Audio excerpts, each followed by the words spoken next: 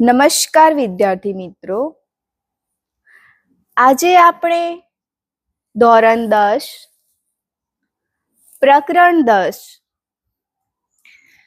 વર્તુળ માં ફરીથી પ્રમેય વિશે સમજીશું. આગળ આપણે પ્રમેય 10.1 સમજી ચૂક્યા છે. આજે આપણે ફરીથી પ્રમેય 10.2 ની સાબિતી જોઈશું. તો સૌપ્રથમ પ્રમેયનું વિધાન છે વર્તુળની બહારના બિંદુમાંથી વર્તુળને દોરેલા સ્પર્શકોની લંબાઈ સમાન હોય છે. આ વિધાન આપણને આપેલું હશે. આપણે તેની સાબિતી લખવાની છે. તો સૌપ્રથમ આપણે આકૃતિ દોરીશું. આકૃતિમાં ઓ કેન્દ્ર વાળું એક વર્તુળ સૌપ્રથમ દોરીશું. ત્યારબાદ વર્તુળની બહાર એક બિંદુ પી લઈશું. પી બિંદુમાંથી વર્તુળને બે સ્પર્શકો દોરીશું. હવે આપણે સાબિત કરવાનું છે કે આ દોરેલા બંને સ્પર્શકો ની લંબાઈ સમાન છે. તે માટે આપણે પ્રથમ પક્ષ લખવાનો છે. આપણે જોયું હતું તેમ પક્ષમાં જે આપેલું છે તે લેવાનું છે. આપણે લખીશું બિંદુ પી એ ઓ કેન્દ્રિત વર્તુળના બહારના ભાગમાં આવેલ છે તથા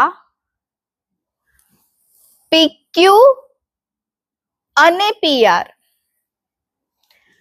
એ વર્તુળને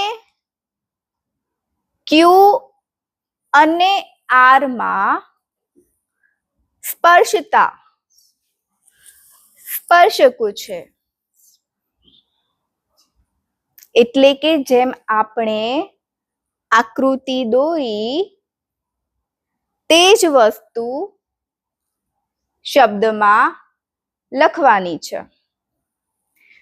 ત્યારબાદ સાધ્ય લખીશું. સાધ્યમાં આપણે જે સાબિત કરવાનું છે તે લખીશું. આપણે સાબિત કરવાનું છે કે પીક્યુ અને પીઆર બંનેની લંબાઈ સમાન છે. તો આપણે લખીશું પીક્યુ બરાબર છે પીઆર. ત્યારબાદ આપણે સાબિતી લખવાની છે. સાબિતી માટે આકૃતિમાં જેમ આપેલું છે તે પ્રમાણે લખવાનું છે. ઓપી ઓપી, ઓક્યુ અને ઓઆર ને જોડવાના છે. હવે આગળ આપણે પ્રમેય 10.1 માં જોયું હતું કે સ્પર્શક અને ત્રિજ્યા વડે બનતા ખૂણા કાટખૂણા હોય છે, કારણ કે તે લંબ છે. તેથી આપણે અહીંયા લખીશું ખૂણો OQP, એટલે કે OQP આ ખૂણો, અને ખૂણો ORP એટલે કે ORP આ ખૂણો. આ બંને ખૂણા કાટખૂણા છે. આ ખૂણો અને આ ખૂણો બંને કાટખૂણા છે, એટલે કે 90 અંશના છે.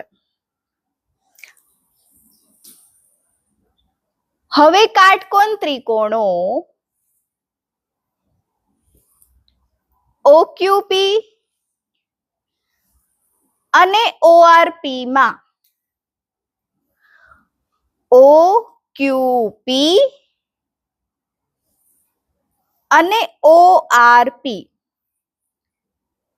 ઉપરવાળું ત્રિકોણ અને નીચેવાળો ત્રિકોણ, આ બંને ત્રિકોણમાં શું સરખું છે તે લખીશું. તો પ્રથમ આપણે લખીશું ખૂણો OQP બરાબર છે ખૂણો ORP, કેમ કે બંને જ ખૂણા કાટખૂણા છે. બીજું લખીશું OQ બરાબર છે OR. આ છે OQ, આ છે OR. આ બંને જ ત્રિજ્યાઓ છે.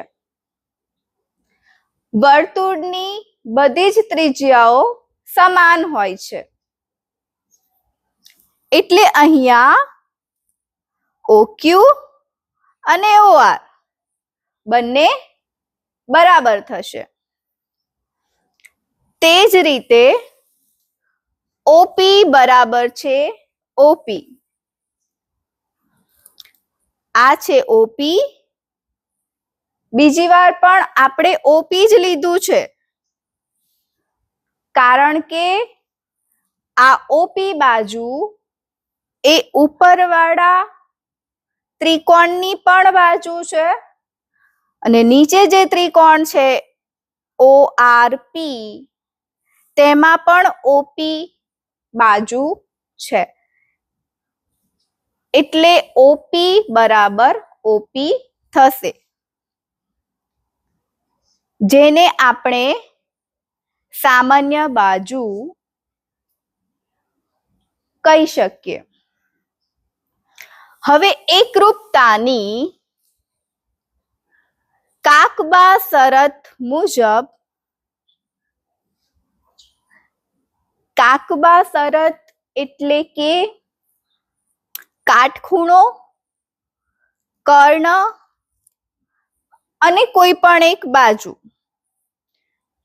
જો ત્રિકોણમાં આ ત્રણ વસ્તુ સરખી હોય તો આ બંને જ ત્રિકોણ એકરૂપ થાય, જે અહીંયા આપણને મળે છે.